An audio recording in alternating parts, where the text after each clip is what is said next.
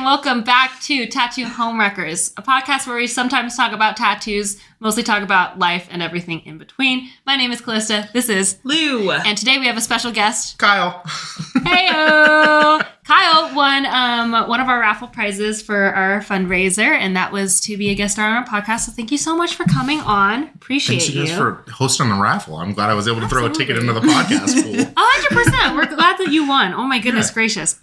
So how'd you hear about us? Tell us a little bit about yourself. So the first time I heard about you guys was actually through Mark Moots. Okay. I was working in his house doing some home remodel, and I had heard your guys' name come up, and I was like, I know those names. Why do I know those names? And he was like, well, they work in the shop. And then I was like, okay. And then was trying to put two and two together and really still couldn't. And then I went home that night and I told my wife, and she was like, oh yeah, they do the podcast with Brandon Collins. And I'm like, oh, that's probably where I heard their names first. And as a matter of fact, it was. You guys did an episode with Brandon, and he's tattooed both me and my wife. And I was like, well, they seem like cool people, and had to get a listen on the podcast because I loved Brandon's first episode where he talked about his ayahuasca, and then I listened to your guys' podcast, and I was like, damn, there's a lot of really cool people out there that I really should probably be listening to. Oh. So that's how I first heard about you guys and your guys' podcast. Well, thank you so much. I appreciate you. Thanks for listening to our podcast, too. Every time people show up and they're like, yeah, we listen to your podcast, I'm always like, are you for real? Yeah. Because we're chaotic. Oh, yeah. I'm aware. Yeah. Oh, yeah. I very much forget that it goes out to the world until people say something, and then I'm like, oh no, the world knows all of that information about you. Yeah. I may not know it, but it's available. Yeah. It is available. We've shared some questionable stories on the podcast for sure. Yeah. For sure. When we shit other people's pants. Yeah, I don't know if you've ever gotten to that episode. Or my most embarrassing orgasm is probably the one that I'm like, why did I post that to the internet? That because is why not? Oh, dude, I said something to my roommates the other day, and I don't know if I want to say it on the podcast, but I literally said it to them, and I have been getting shit for it for the last like 2 months, and I'm like, I should have never let that come out of my mouth. Yeah. And they're just like, but you did. And I'm just like, I shouldn't. That's what happens, though. I mean, honestly, when it's podcast time, though, everything's just out in the open. Oh, yeah. I just learned to actually trust her when she said that she is a classic Reno driver. Yeah. Because I never ride with her. And when her car died the other day, we had to... This is an embarrassing story. Yes. We had to go follow her. And so, you know, obviously her alternator's dead. So we charged the battery and we're a couple miles from home. So I'm like, okay, cool. So we're going to follow you in the truck. So we'll be right behind you. So if it starts to die again... Reno drivers don't know what follow means. We just go. This bitch fucking ran a yellow light. And like, you're supposed to run the red. That's your... No. If you say you're going to follow someone, okay, saying I'm going to follow you is a verbal agreement to I will run red lights. No. How many red lights can I get through? Exactly. And then she's riding on this dude's ass, and Caboose and I have never ridden behind her. 35 and a 50. It was pissing me off. You don't know if their car was going to die, and your car was on the verge of dying. I mean, period, bitch. But I was like, you know what? I don't have time. Then she's like riding behind them, and Caboose and I are just there like, he's like, I'm surprised that she doesn't get like fucking checked more often. I was like, I'm surprised she hasn't rear-ended somebody. Like, she is up that person's asshole. It was her alternator, not her brakes. No, but her power steering went out before she fucking... Her car really was just like, look, bitch, the check engine light, it's the check everything light. I said, nah, there's something in me that broke. Because they were like watching me, and they're like, don't do it. Yeah, she flicked the indicator, and we're like, no. And then she flicked it off, and we're like, okay, good. Yeah, because a part of me was like, I'm not going to do it. But then she fucking does. It was the blinker. It was her McQueen moment. It was the ka-chow. Yeah, literally. Yeah, hits it, runs around them, and then just takes the fuck off, going more than the speed limit. Well, yeah, you gotta pick up time. Then, with a car that has limited energy, so we're just like, oh my fucking God. And then like waits till the very last second to turn. So she's like, there's been a turn lane. There's been an entire lane there that then turns into a turn lane. And we're like, okay. I was like, is she just going to go straight here? Is she going to miss the turn? And then the last 10 minutes whips and is then still passing more people. So we're just like, fuck it. If she's fucking stuck on the side of the road, I had that thought too. I was like, well, if my car dies, they'll see me. Yeah, I'll be on this. You'll be in front of them. But then also, here's the thing. Like, we knew we knew this. I'm an Asian woman who is also queer. That's a triple threat. Truly, we've been knew that this is probably how I drive on the regular. I don't think it's a threat. It's confidence. It's all confidence. That's not. I mean, confidence to the wrong people can be threatening, but you were just driving with confidence. I don't see that as threatening. I was thriving. If I saw you on the road, I'd be like, she's got it. With a car that's in the process of dying. But meanwhile, when her car died, just in an intersection. Yeah. So then when we had to come, she's just there like, it's stuck. Like, I can't do anything. Yeah. And we're like, okay, we're going to push you. You're going to have to pull a UE so you can get back into this like gas station right here. And she's like, my car won't turn. She's like, the steering wheel's having dead. No power steering. And you just gotta put it in neutral and crank it. This fucking muscle mommy over here. I just grabbed the steering wheel because she's still sitting in there, and I just yanked it, and she's like, I'm like, oh, you haven't mommy. been just like one-handed, just fucking turn that bitch around. I was like, your job is to hold it. So she like holds it for a second, and it does that, and I was like, no, your job is to hold it here. You had that mother moment where baby's trapped under a car, and you're like, baby's trapped in the car, let's go. Yeah, straight up.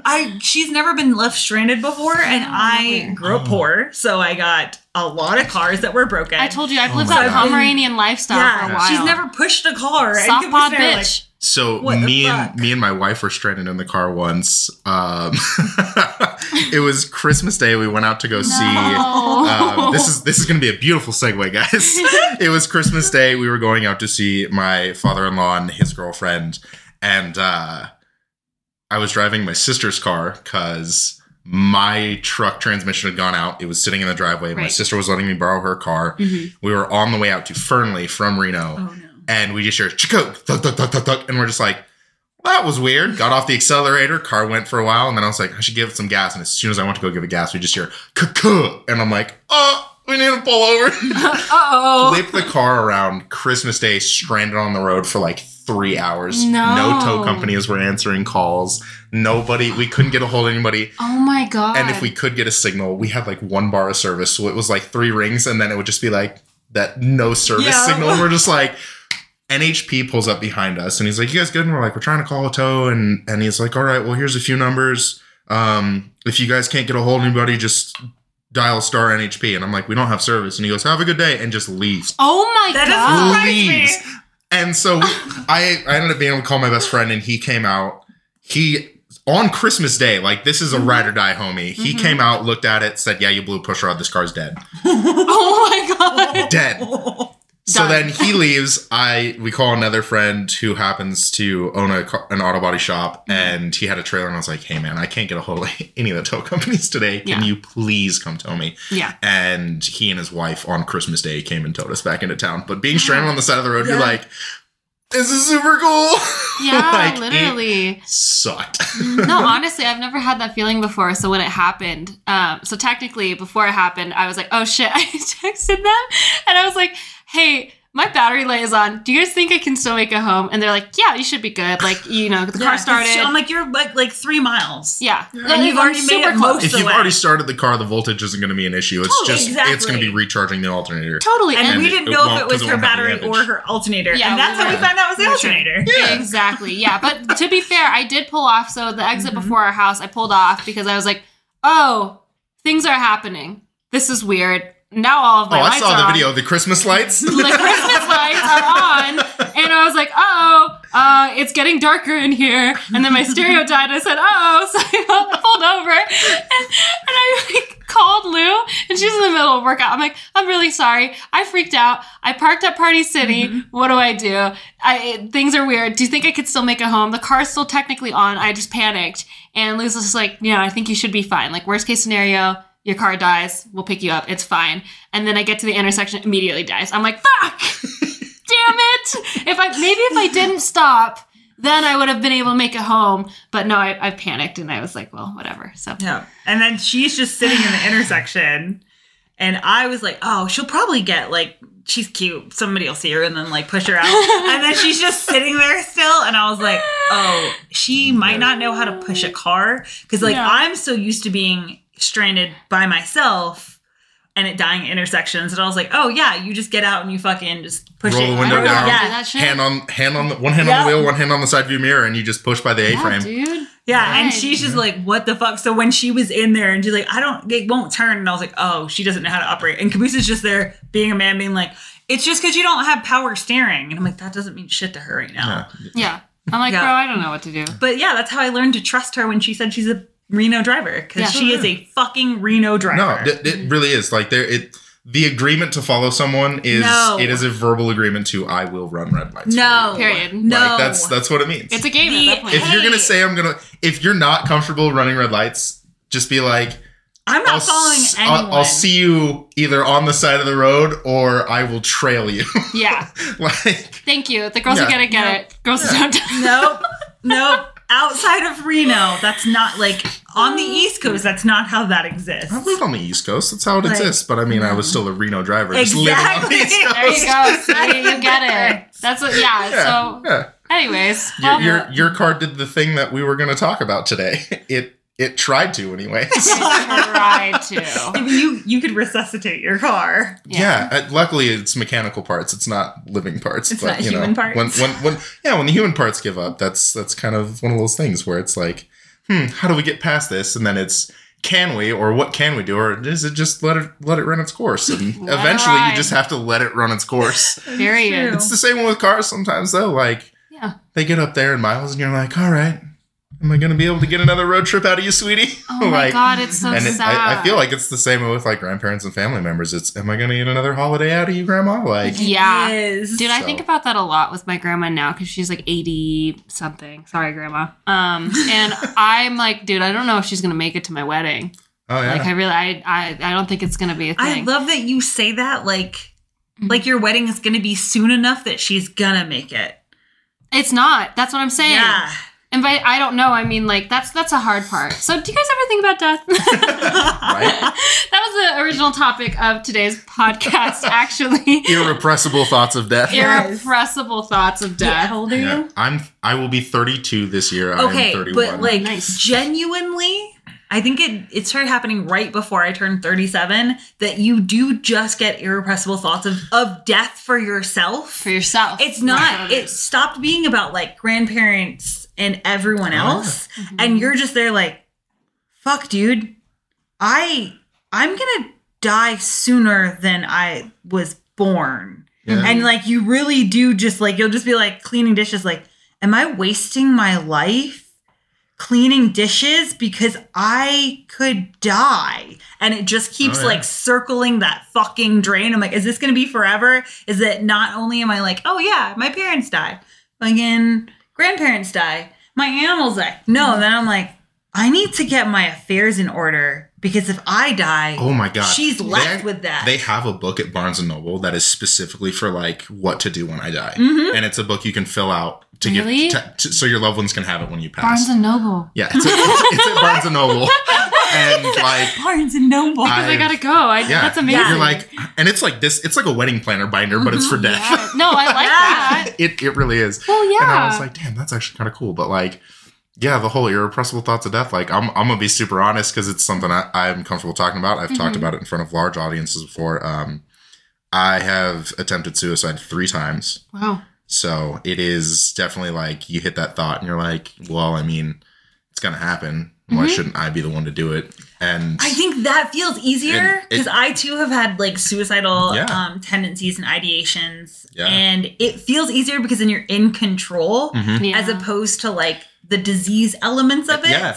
When you're like, I don't get to decide this. Yeah, it comes with the same like symptoms as I've come to find out. Like when you need to do a task, when someone's like you're just sitting there in the day and you're like, hey, I need to vacuum and clean my room. And then you get up to do it and someone comes home and they're like, hey, I need you to vacuum and clean your room. And you're like, I don't want to do it anymore. Yep. Because now you don't have the choice to do it. You're being told to do it. Yes. And I feel like it was like with suicide, it was the same idea of like, it was I was in control of death. Like it, but like you can't control death. You can't master death. It's gonna come for everyone. We can manipulate how and when in certain ways and give ourselves a better chance at a longer life. But you can't change the fact that death is coming. It's going to happen. So being suicidal, it was a lot of times where it was just the depression got full effect, and you just kind of want to go, okay, well, I mean, I could do this, and at least I can have a larger part in how I go. And then you spiral and you plan and you take all this time to like, well, I could do it this way, or I could do it that way, or then there's this option, there's that option, and then you sit there and you're like, am I wasting what life I have left planning how I want to die, or should I be spending what time I have planning how I want to live? Yeah, I love that. And it's kind of that mind switch of like, you can plan literally almost anything, even up to the last moment if you're someone who's suicidal, but then you can take that energy and plan it towards like, what am I going to do today? Even if it's just something as simple as like, get in the shower. You just need to take a shower today. So absolutely. Well, like, it kind of reminds me of like, you know, that internet meme where it's just like, oh, you know, it's really sad, nothing matters. But then you look and you're like, nothing matters, and you're excited about it. It's the same. It's almost the same thing where you're like, okay, do I just take this energy and actually turn it into something positive? Is there a way to do that? And obviously with depression, it's hard too, because it depends on, I guess, what level you're depressed. I know that sounds really messed up, but like chemically, if you have, you know, a harder time producing those chemicals in your brain to get you to a stable point. You're just chasing the serotonin. You're chasing. You're chasing it. Yeah, you're chasing. Yeah, and it gets exhausting. When they say life is a race and human race, some of us are literally like the race is chase for serotonin. Yeah. Like that is the daily, like, if it brings me joy, I will continue to do it. Absolutely. But I think that's also like, it's that whole, obviously, like with like autism and ADHD, like we all bring different things to the table of like, hey, I think this way. And I think that like using that as, that should be the point of your life anyway, is does it bring me joy? Yep. I should chase it. And like, yes, there is the chemical depression, which is that chasing serotonin. There's also the element of like, are you depressed, or are the people in your life fucking assholes? Yep. Yeah. And making you depressed. Yeah. One of the greatest pieces of advice I ever got, and it's still something I have to remind myself of, unfortunately, just so to put it out there, I'm manic depressant bipolar type 2. Like, I'm non-medicated. Yep. I do not go to therapy. I am completely self-sufficient. Off-leash. You are yes, I am. And a lot of people get scared when I say that, but it's just, I am a person who's like, if like people are like, okay, well, this is what you need to do to be stable and normal and mental. I'm like, how I am is normal. Like, I am an enigma in that I hate my mental illness, but I love who I am. Absolutely. I hate that I struggle, but I love who I'm becoming. Like, it's both sides of everything. So when it comes to like just living life, it's hard to like be like, okay, well, I want to do better, but I like where I'm at. Yeah. But I need to do better. Otherwise, everything's going to fall apart a lot faster than I need it to. So it's a huge struggle. And then being so far on the spectrum as I am, being manic depressant type 2 and bipolar manic depressant, it's a wild ride. Like, not being on medication, I was when I was a teenager. It, like, everybody knows the feeling. If you've ever been on antidepressants, it's a gray. And I felt gray. I didn't feel like myself. I had no interest in anything. Like, I lost my passion. I still remember when my dad came into the room and asked me if I could get an erection because it was one of the most awkward moments of my life. And I will gladly put that on the internet forever. Because he came in. Can we state that that's a really good parenting? No, it was a real moment. Like, my dad came in and he's like, so you've been on your medication for like 6 months now, and I gotta ask you a real question. Like, you're a teenager, can you still get an erection? And I was like, Dad. And he's like, I'm gonna take that as a, and I was like, yes, I can. And he's like, I have to ask because your doctor's not going to, and I need to, and we need to make sure that this medication isn't gonna make you impotent for the rest of your life. Yeah. He's like, I'm just checking. No, dude, but mentally impotent. Yeah, but it's like, so that's like a whole nother side of like dealing with depression as a man. Like, most of the medication we take has lifelong effects. And as a teenager, finding that out, 3 of the medications I was taking can affect sexual drive, the ability to get an erection, like literally just having any kind of testosterone levels. Like, so it also affects women. It's just that because there isn't the external, like, hey, we can show your like erection, because there isn't that. It still does. It does the same thing. For women, it has the same like lifelong effects of it. Oh, yeah. It's just that also the same with the problem with the medical industry is that they don't give a fuck about us. No. So they're like, if we can't see that your boner's not working, ladies, we don't give a fuck. I hate to laugh at that, but it really is like that. But like, I had to deal with that as like a teenage boy, like having to like think about that. And then I looked into the medication that I was taking and I was like, man, I really probably shouldn't be taking this medication.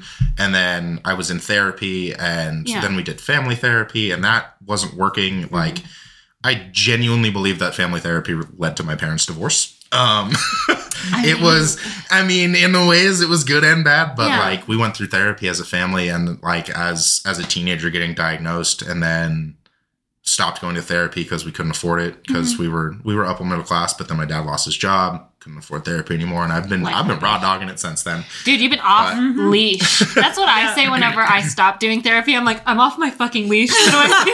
Holy shit, what do I do? But no, it's refreshing to hear someone who has been diagnosed and is also making the direct decision to be unmedicated, because I get what you mean. Everything feels great. It's the weirdest feeling to see something that logically would make you happy. Like, I remember as a teen being like, I'm seeing a puppy. I should be happy and stoked, but I don't. And it's weird. It's a genuine disconnect to your feelings because it numbs everything out, right? Yeah. And you're like, what the fuck? Like, this is strange. And for me, I've been very open and honest about this. Like, at least in my experience, it was very much a crutch, and it helped kind of numb everything out because I was getting to a point where, again, the depression was just so much and I wanted to die. And I was like, in order to function and still graduate school and et cetera, whatever, I do have to numb out until I feel like I can stand up on my own 2 feet. So it was a crutch for me.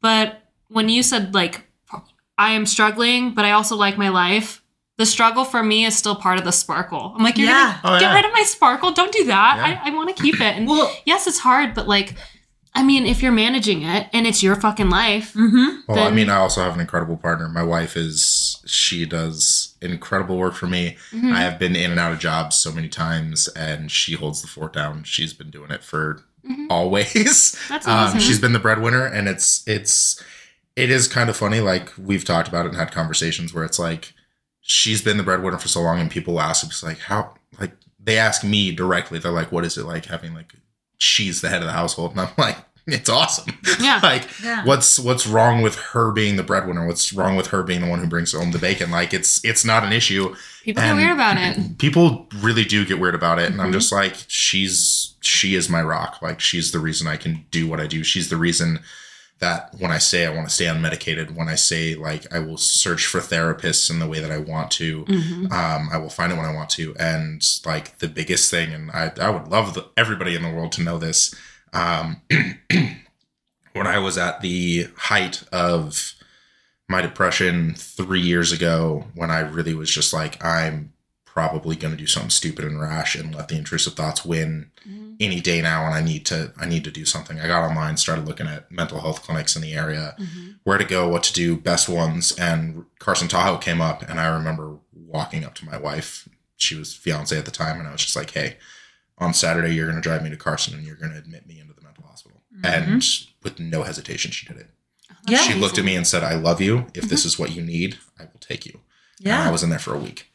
Gosh, on my own admittance, but she was the one who took me, and it's like, I don't know if any other partner I've ever had, or even just any other people in my life, would have done that. Like, if I'd told my dad, he would have been like, no, you're fine. You'll be okay. Let's go grab a beer and go bowling. Like, it would have been that conversation. Yeah. And it's like, if I'd told my sisters, it would have been oh my God, let's go get ice cream. I love you. What do you want to do today? But it's like, I told her, and she was like, you came to this conclusion on your own. This was your decision. I'm going to support you in your decision. Tomorrow morning we go. And she took me, and it was probably the best decision I made. And the fact that she supported me on it was life-changing. That's beautiful to hear. Because I think that's the thing, is like, that's what you want in a partnership, is for someone to hear you and see you and not like make you question your own concerns. Validate. You want someone to validate you and also be like, I support you in this decision. Is it going to be hard on the both of us? Absolutely. But this is the right. Financially, it crippled us. Totally. Again, like, she was the rock. Like, I I wasn't working, didn't have a job that 1 week out. And then I ended up quitting my job because of it. Like, I still remember talking to a therapist and telling them what one of my managers said to me. I came to work and was just, and this is another thing, like I used to drink on the job and it was bad. Like every day I'd fill a hydro flask and it was either Smirnoff Ice or Mike's Hard Lemonade and then like a Red Bull and V8 splashed on top. And it was every day just to get through the workday. Yeah. And I wasn't even a full-time worker. I was there for 6 hours a day, part-time guy. And I was super out of it one day and my boss sat me down and he was like, hey, like we expect and deserve happy Keil. If you can't not be that person, you don't get to be here at work. And I took it as like, if you're not happy, you don't deserve a paycheck. If you're not happy, you don't hold value. If you're not happy, this company doesn't care about you. And I spiraled. Yep. That's what she went through. That's exactly what I went through. 100%. I like remember just writing hella angsty poetry, but that's how I felt too, where it was like, so I genuinely just felt like a ghost girl. And that was like the title of my poetry. I'm the ghost girl. And there is this part of me, this huge part of me, and they're the same fucking girl that is angry and depressed and upset. But she doesn't deserve the same amount of love as like happy me, the one that like loves the world and loves what she's doing all the time. I'm getting emotional. But it's just so hard because that reinforces the whole like toxic positivity. You're supposed to be happy all the time. Otherwise, like you don't matter. And that's fucked.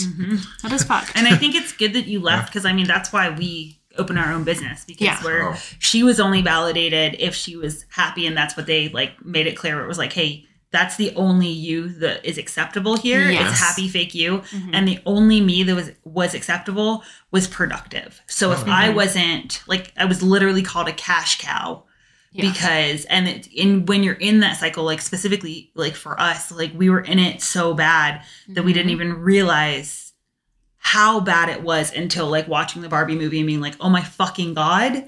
That like I said that to somebody else. I was like, yeah, I was literally told a cash cow. Sorry. I cry on the podcast a lot. I love crying. And it's so hard because like that's where to me I'm like, okay, yes, I was depressed, but I wasn't depressed because like chemically or because of me. I was depressed because the people around me were oppressing me. Oh yeah. And my body was rejecting this, being like, and the genuine like you oppressing you, like you aren't happy all the time. Who you are is more than just happy. Exactly. And you just feel like they're crushing everything. They're like, here's this one little spark I have and it's all you care about. And you're just literally crushing me. And they're like, everything that is you is only being a worker. And that is all we want is that like you give us the fattest fucking paycheck. You earn the most amount of money. And if you are not doing that, then fuck you. Well, and you do the most unpaid labor. Yeah, you do all this unpaid stuff and we're going to fucking use that against you. And like now, because like we have, that's why when people are like, yeah, I can't like figure out a job. Like I keep going through jobs. I'm like,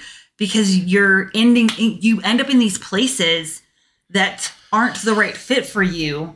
And especially like being on the spectrum, like so often you have to find your own business to be like, no, technically I work more now, but I also work less because I don't have somebody there being like, hey, you need to fucking do X, Y, and Z and earn me all this money. And if you tell a client like, yo, I got to fucking call it quits today, or like when we found out Waffles had cancer and then I went out, my car was just dead, which Lola has not really done that. And I was like, oh my God, I fucking can't. And I turned it and it was dead. And I just messaged my client and I was like, my car's dead. I'm stranded and I can't.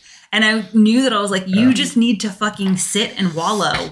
And when I worked for someone else, I couldn't feel my emotions the way that I can feel them now when I know that I'm like, you need a day to not see another human being. And so I was horribly depressed because everyone else told me how I needed to be. Because I, like you, I'm like, I'm not medicated and I have couples therapy, but I don't go to a therapist specifically for me. Yeah. Because I'm like, what works for me is being like, when I'm high, I ride the high and I enjoy that. And when I'm low, I've learned how to take care of myself. And now I have a business partner that's like, yo, you're good, dude. Don't come to work today. I got you. The scary part is those highs. Like, I get that. There were times in my life where it's like, so because of the way you cycle, you get it. It's like you hit that high and it's like that irrepressible thought of death where you're just like, you hit that high and you're like, fuck, this means that there's going to be a low. And you just, and rather than hanging on to the high, you just immediately tank because you know it's right around the corner. And you're just like, and it's like and it's not even like it creeps up on you. It's just like as soon as you hit like peak high, you're like, oh my God, I feel incredible. And then it's just like, remember there's a flip side to this. And you're just like, and you just, it's like falling off a cliff. It's not even like taking the same steps back down the mountain. It's you just fall straight off the edge and you're like, God. And but I think that's where having that like support system around you, and then especially with like, because this fucking culture sucks with working, where it's like, but if I can't work today, I can't work today. Yeah, literally. Yeah, no, it's like, and if you tell me the only thing you fucking care about is me working. There was a part of me where when I was drinking every day, I was like, what is the difference between me doing this and me taking pills? Yeah. I'm showing up and doing the same amount of work, same amount of labor. And one of them would either make me less like me in the way that I feel like, and the other one was an inebriator. Yeah. Alcohol, it slows down the function, slows down the brain. And I'm like, what is the difference between the two? I was young and stupid. I would drive home after that. And there were a lot of things I was fucking up in life. A lot. Totally. And so like, but you start to think like, okay, well, if this is going to have the same effect of this, why don't I just do this? Because then at least it's my choice. I'm not being told by a group of people or a doctor or these like, and like, you can choose when you do it or when you don't. Yeah, there's still people who don't understand. Like when I say, and I hope you guys get this, I'm sure you will. It's like doctors can be bad influences in your life too. Oh my like, they can be Thank you so much. Like Thank you so much. So many people tell me they're like, you need to see a therapist, you need to see a doctor. I'm like, they are people too. And they're flawed human beings. Like, and they have biases. And some of them, like the difference, like I still remember explaining to people the difference between like a psychiatrist and a psychologist. Psychiatrists are literally getting paid to push pills. Psychologists are there to understand behaviors. Like when people are like, oh, you need to see a psychiatrist. And I was like, I will never see a psychiatrist again in my life. I will only ever do I've done behavioral therapy too. That shit wonders. If y'all ever want, like, get in tune with yourself, do some group, like, behavioral therapy sessions. Oh, my God. You're just sitting there, and they're talking, and, like, it starts with a guided meditation, and they're like, so who has feelings about this? And it's like, just put your hands up. We don't need to talk. And you see everybody's hands go up, and you're like, fuck, I'm not alone. You're in a room full of people, and then it's just like, does anybody want to share? Just put your hand up. And you're not obligated to share. And then it's like, does anybody ever, and it's a guided group, like checking into your own body and like your own feelings. And then you're sitting there in a group of like 12 people and it's like, who has this feeling and these feelings and that feeling? And like everybody's hands are going up and you're just like, I'm not alone in this. I don't feel isolated. And those are the people we need to be around. Like, I think we need to have more conversations like that with the people in our lives. And you don't have those conversations with your doctors. Your doctors aren't asking you, hey, do you ever feel like when you eat a huge cheeseburger that it makes you feel better? Or like that a brownie would taste better if you were sad? Like, they're asking you the questions of like, hey, how have you been with this medication the last few weeks? They're asking the questions of like when you go on a run, do you feel like exhausted from breath? And I'm like, that's not why I'm here. I'm hurting because like my body hurts, but not physically. Yeah, your body hurts because your soul hurts. And your heart hurts and you can't fucking like, I understand. Yes, there is like a place for medication. But also like, if it doesn't work, like I never wanted to do medication because I was like, no, if you dull down the highs to make the lows not as low, you're going to dull down the parts of me that make me genuinely who I am. And like, I can't. So anytime I'm like, that's it. And only when I get really low and I'm like, you know what I would love? I wish there was a way to get picked up from the bottom. Yeah, I'm like, I would love just a tiny little boost up right now. If there was a medication that brought the lows up and not the highs down, I think a lot of us would be more on board with medication. But like for me, I found that like my trick was to like slow those thoughts down. Is like, okay, cool, I'm going to take an edible. Because like for me, an edible allowed me. I just started that journey. It allows me to then sit in it. So then I'll go and I'll be like, okay, so you take an edible, and then like for me, it's the sitting in because I'm always around people, and I have these conversations with people all the time. So then like that in and of itself is beautifully healing. Like that's what I love about like tattooing people is that I get to be like, let's talk about like all these things that are happening in your life. Let's talk about your depression. Let's talk about like all of that. Let's talk about those irrepressible thoughts of Mad Lib here. Let's talk about the real things because that to me is like my connection with my clients is those conversations. Now, not every client is interested in that, but the ones that are, like, those are the people that, like, we will all just be in the shop having those, like, dude, it's hard having conversations that make you feel human. Yes. Not just that little piece. You're the whole you. Yep. And so then when I get down, I take an edible and it happens when I'm really high and I feel like I'm going to come plummeting down. That's when I'm like, okay, so you're going to take an edible.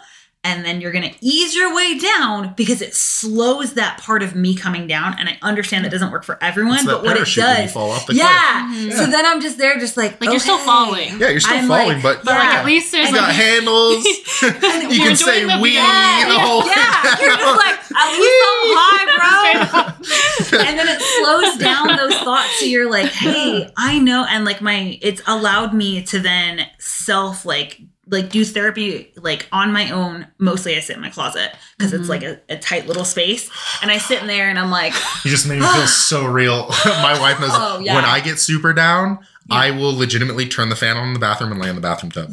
Closed. Like, it's not like I'm gonna get in the shower. It's literally just like I go close the door, light off, fan on, and just the static sound, and I just lay in the bathtub, and I'm just like, all right. It does a wonder for the tism, where it's like I'm finally like shut away from the world. I have my own little bubble, and that's your guys' bubble. Yeah, I have to have the clothes because they help dampen down like the sound of the electricity and the sound of like everything. And then I have very specific lights. I have my productive lights, and then I have my like I need to fucking get in here lights.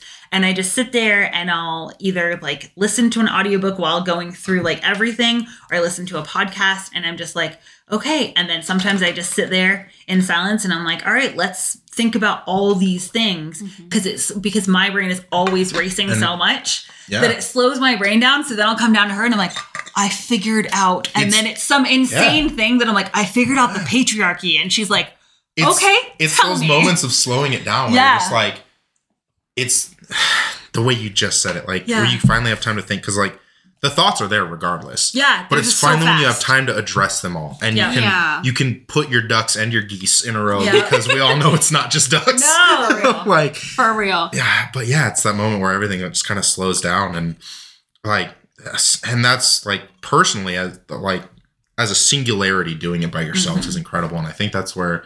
I think you need both. Yeah, and I think that's where a lot of human disconnect is like we don't talk about the sad in groups. Yeah, absolutely. And it's what makes those thoughts irrepressible. Yeah, is because you don't have a safe place to talk to them with, and you feel like the only place you can have them is in your own mind. Yeah, so you're stuck with all these not nasty, but just horrid. Dark thoughts. They're hard to get loud and they're big. And then people get weird if you talk about it. Yeah. So it's like we're always avoiding it, and yet it's the inevitability of like, hey, these dark things are happening around us, and it's a matter of how do we shed that little bit of light onto them so that way the rest of us can be seen. And it's a conversation not many people are willing to have in a group setting. Most people just want to sit there and be like they want to do what we do because it helps us self-regulate. Like, I'm not knocking what we do at all. It allows us to be in control of ourselves, of our thoughts, and get a better understanding. Again, putting everything in a row. Yeah, totally. But it's that idea of like, if you can get in a group setting and talk about it, you just it's that outsider's perspective looking in, and they get a chance to look at you and go, oh my God, like that's why they're not happy all of the time. Like, they're dealing with this 80% of the time. And if they don't understand that, they think that little bit of you is 100% you. And you're like, that's only 20% me, man. Like 80% of the time, I've got like my Roman Empire up here is my mental health. Like that it's a war that is ongoing. And it's like, you have to find the right people to have that conversation with and surround yourself with those people, because then when the sad times come and you have to deal with like either falling down the depression hole or it like just on the topic of death, losing a family member, like you have people you can talk to, because otherwise you just end up sitting there crying alone, and that is an awful feeling. Yeah, well, that's like, when you feel like you're like, oh God, I can't do it. Because anytime when I've fallen into like that depressive state, the most like cohesive thought in that just keeps coming up is that you are all by yourself. And it will be easier for everyone else if I just end it, because then I'm making their whole life worse by being like this. So if I just fucking handle it, their life will get better. And then when you are able... I swear to God, you're pulling the words right out of my own fucking head. You're going to make me cry, and it is... But I think that's the thing, is that then when you sit down and you're like, hey, we all have those thoughts. Mm-hmm. And like when last year it got so bad because work was horrendous and I was masking every fucking day. And there was no room for me to put down the weight of all the responsibilities that they just kept fucking adding. Mm-hmm. And then I had gotten into like the slightest altercation with my husband. And it was that last straw of like, I can't fucking do this anymore. Like, I'm dying and everyone is just piling everything on top of me. And all you ever want me to be is strong. And I can't fucking do it. Mm-hmm. And I like went in my closet and I was like, I'm going to do it. And then my thing is I would get really practical. So I'd be like, okay, so you can't make a mess because someone's going to clean it up. Oh my God. And you go through all of that. I'm sorry, I probably just blew the mic. No, you're good. No, but you go through all of that. And the checklist. I've literally done it. I'm like, I should do it in the bathtub because it's easier to clean up. If I do it outside, then it's a public issue. And like, the city of Sparks has to clean it up. If I do it in my car, then the car loses value. And yes. Like, I'm not even And that's kidding. what I was like, Dude, and I can't do it with okay, them so because then please if don't feel alone on that because like as soon as you started this moment of speech, you were literally pulling the words from my head because it was like I've done that where it's you're sitting there going, what would be like the least traumatic, like, and like there were even days where like the people I love don't have to see it, but then someone else has to see it and someone else has to clean it up. And I've had to sit there and like have the thought process where I'm like, would it be easier if my wife came home and found me in the tub or if I just went missing? Like what would be easier to cope with? Absolutely. And oh my God. And like she did the most perfect thing because I knew that moment I was like, oh, you're gonna think I'm you're there. No, it was the best. You'll love it actually. I consider myself a sociopath. Trust me, you're not gonna. It was the best thing because like I knew in that moment that I was like, my husband, and I can speak freely about this because we were talking about this on the podcast. I knew that I couldn't call my husband because I was like, he can't hold the weight of this. Mm-hmm. And we are so close and I'm so lucky to have her because I called her in and I was like, dude, this is what's happening. Like, and I can't, when I'm in that place, a facility is not the correct place for me to go because that's going to remove me from, like, she was my lifeline. Yeah. So it's like, it's going to remove me from you. Mm-hmm. And it's going to remove me from my dog. And my dog had also just gotten annoyed with me. So she fucking left. And that's when I was like, you're trying to lower the dog and the dog's like, look. She's like, look, I need some space right now. I gotta quit. Emotionally, I'm not equipped to handle. She's like, I am not your lifeline right now. So I texted Keil and I was like, can you please come in the closet with me? Mm-hmm. And I was just like, everything hurts and it sucks. And she was like, yeah, life sucks. Yeah. You asked me what the point of life was. And I was like, sometimes it's 42. Just a hurt. 42, period. The answer to life is 42. I just wanted to clear that up for everybody listening. And you two, it's 42, It's 42, actually. That was the correct answer. You're allowed to have an opinion on that, but it's wrong. Yes. There's one answer.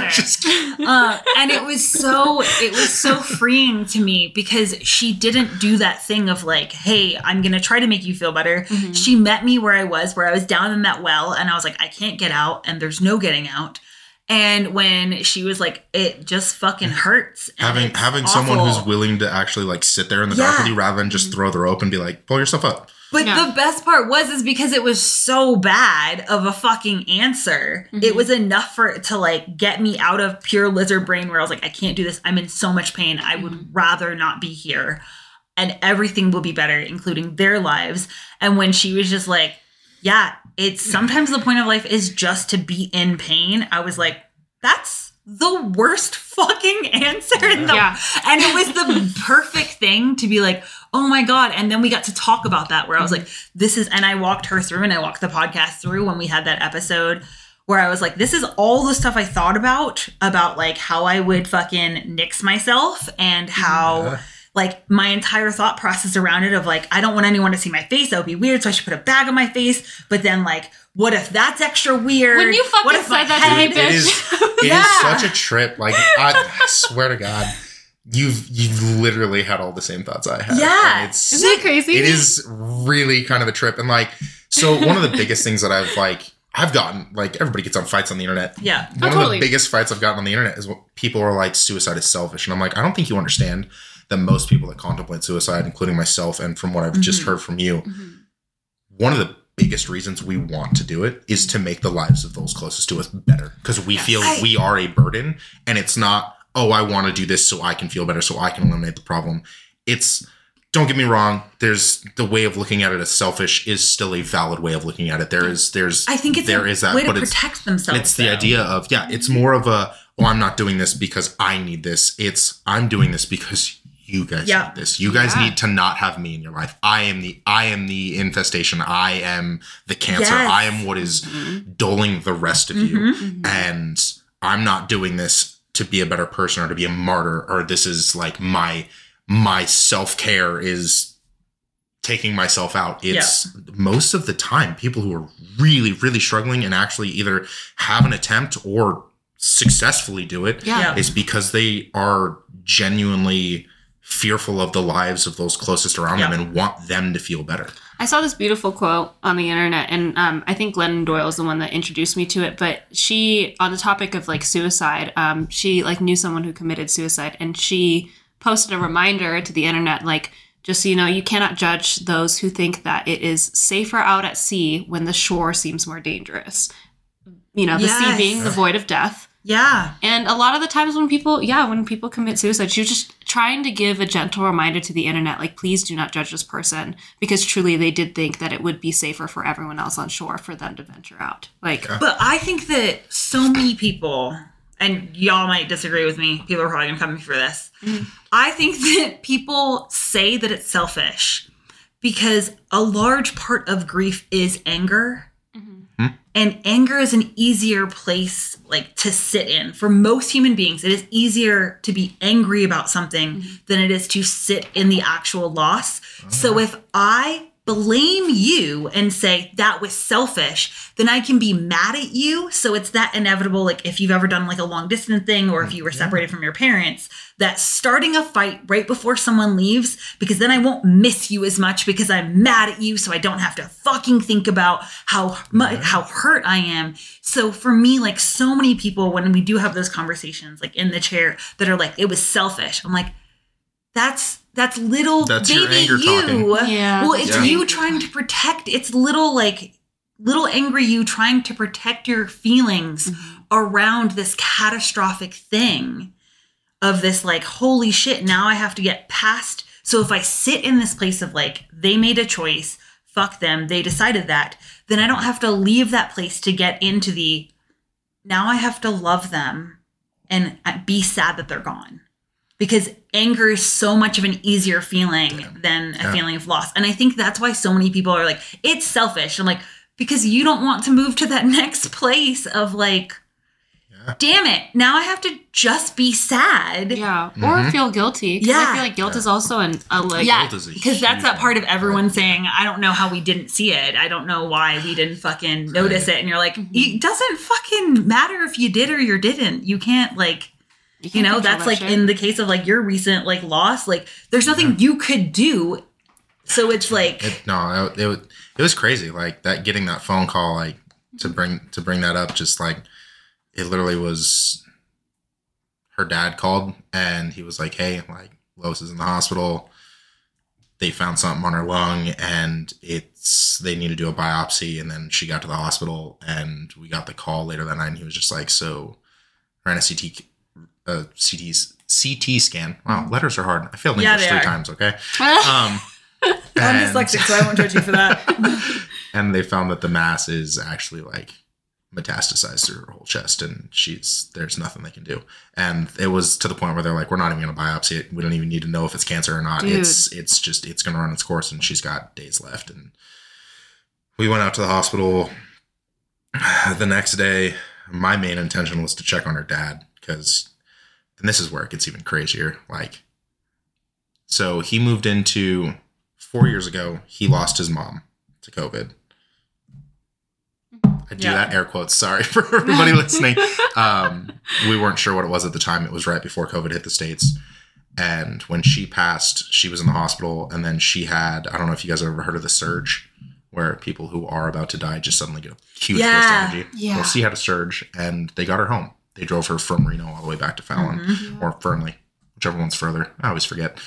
I think it's Fallon. Whichever. They got her back out to Fallon, and the family had all seen her in the hospital. We went out to go see her one more time with Kim's older brother, Dwayne, and Dwayne showed up. We drove out there with him, and he saw her, and hours later she passed. Dwayne was the last child that she hadn't seen before she passed. The home she passed in is the same home Lois just passed in this morning. Wow. Bless. So Kim's dad lost his mom in that house. And then Lois ended up in the hospital. They got her on hospice. They got her back home 3 days ago.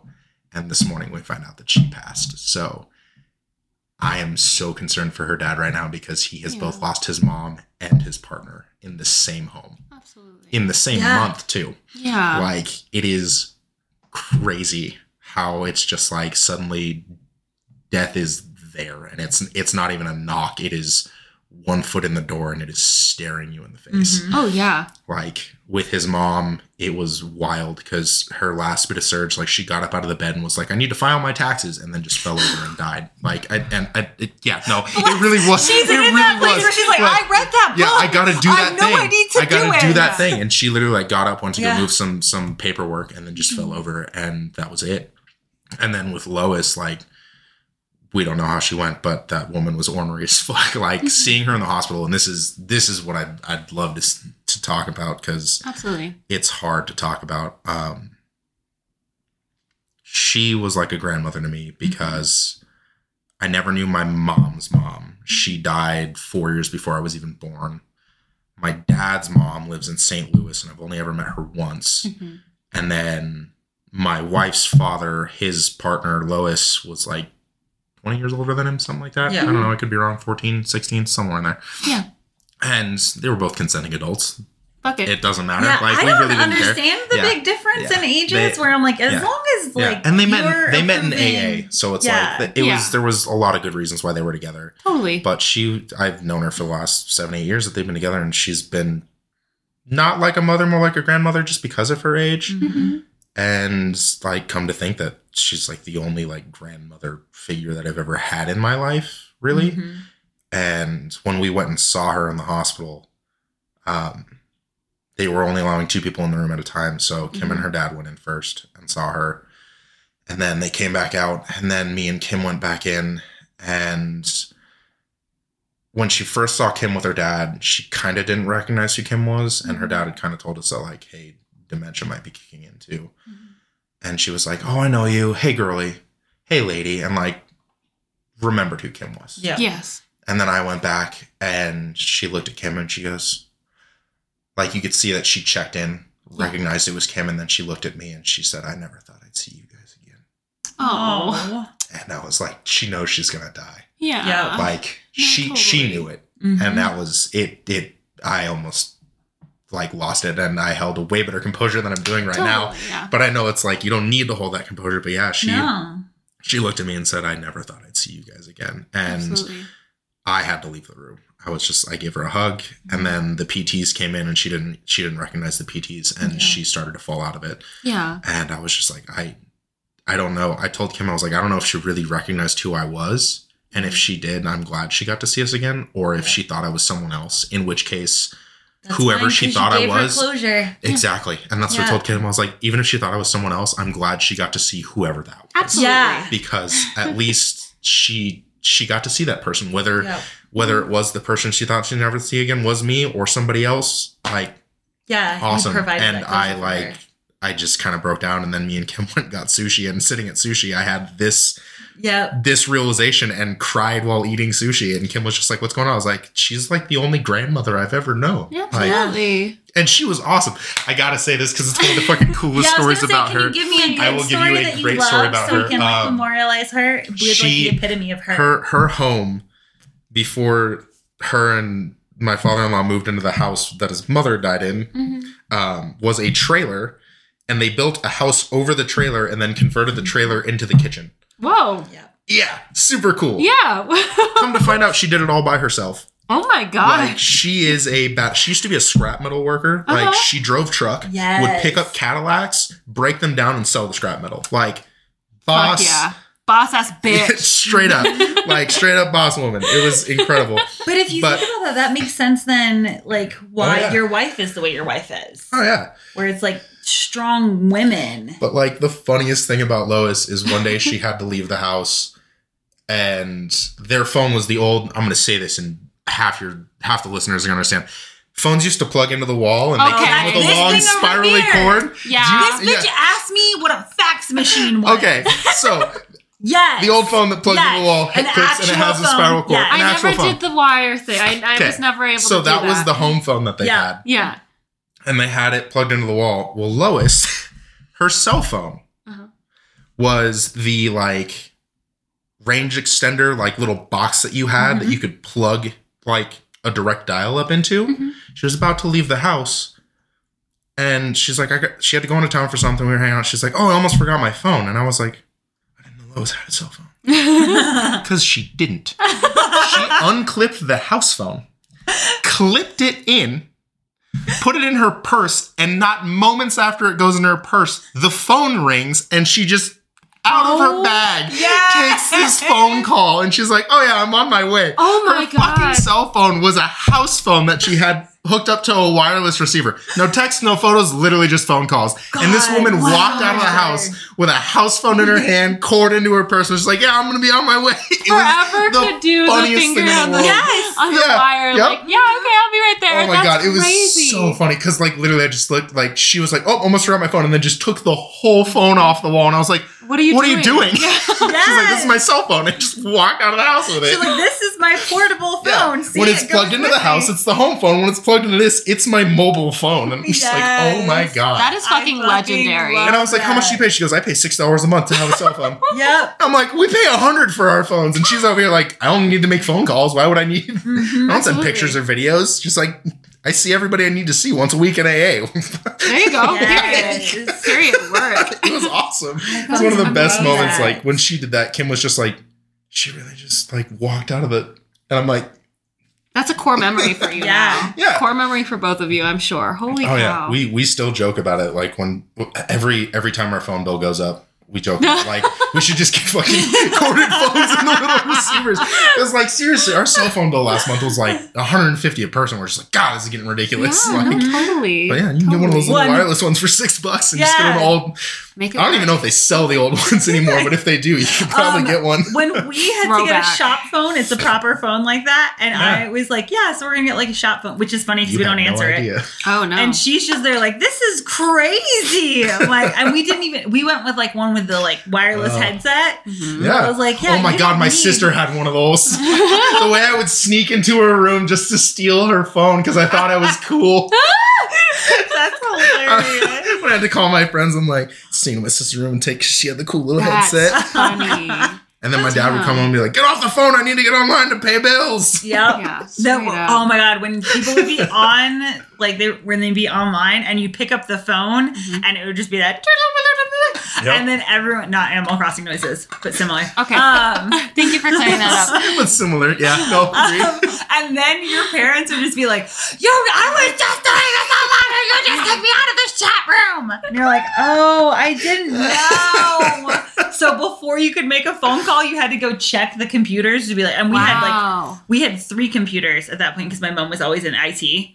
But they were all in like what should have been, I'm assuming, like the dining room, but like was just 3 computers. Consuming information. Yes. So you just had to go in and be like, no one's on the computer. Be like, hey, what are you doing? Are you online? I have to make a phone call to like check first. Yep. Yeah, the good old days. I don't know if they were good, but they were the old days. That's fucking true. I have no recollection of that because that's because you weren't born. I wasn't there. Yeah, that's what I'm saying. How young are you? I'm 25. Oh man. Yeah. Oh man. It's weird. 37. It's weird that the age, like literally, like Gen X, millennials, and then like the 1 year after millennials, just like a whole different generation. Oh, totally. Yeah. Like I didn't get a cell phone until high school. Like when the internet came out, like I'm older than Google. That's a fun one to think about. When the internet came out, it was like, oh my God, like we had, I shit you not, dude, we had the box encyclopedia CDs for the computer. Okay. And our original home computer was like box encyclopedia of the books. Yes. We didn't have the CDs. I remember when they came out with CDs and we were like, oh, wow. No, we had the fucking box encyclopedia books. Yeah. I learned how to work on cars from books. Yeah. You're there fucking flipping underneath the car. Yeah. Like, wait, how do I? You used to have to go to AutoZone to get like the manual for your specific car, and now you can just Google that stuff. It's wild, dude. Yeah. But no, I grew up in that age, and it really is like the disconnect of like 7 years. Like one of my roommates is turning 21, and here's a fun one. I saw this online. Here's a good TikTok trend. How do you spell Mickey Mouse? No. Well, this one's dyslexic, so it's a little bit harder for her. I'm not spelling shit. You can ask this one.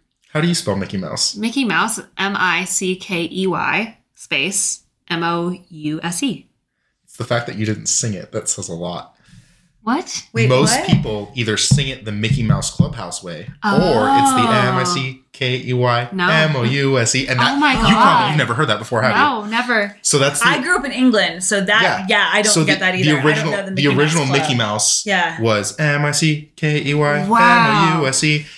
And then your generation knows it as the Mickey Mouse Clubhouse way because that's what they grew up with. Mm-hmm. And I saw it the other day online, showed it to my roommate who's turning 21, and I was like, how do you spell Mickey Mouse? And she sang it the Clubhouse way, and I was like, I've never heard it spelled that way in my life. Ew. And she was like, how do you do it? And I like sang it my way, and she's like, oh, that's so wrong. And I was like, no, it's not. Wrong. Like, you said I was here first. I was like, that was my entire childhood was like that. We were here first. Yeah, no, I wasn't a part of that. Dang. Yeah, no. Damn. Oh, yeah. Well, I mean, okay. I'm part of the Zoomers. What were you going to say? So we have to wrap up because it's been a minute. Yes. No, you're good. No, so we like to end every episode with what your win of the week. I understand you've had a rough week. Yes, you have. So you can take a minute to think. So you can start with what your win is. I'll for this start. week. My win for this week is learning how to replace my alternator and my serpentine belt, and also changing my oil all in one go. I hate doing car stuff, but actually it's a lot of fun when you get to learn with someone who's really patient. So thank you, DJ Boozy. Special shout out to you. You were really patient with me, and it was really cool learning how to do that. He doesn't listen, but it's fine. He has to listen. His excuse was he listens to us all the time. That's fair. That's real. So he's not going to listen to us when he's at work or away from us. No, I think that's fair. Fair. But that's my win for the week. So I wasn't frustrated at myself, and I still went for it. So that's my win. What's your win? My win is clearing out our garage, so we have a gym again. Hooray! I'm stoked.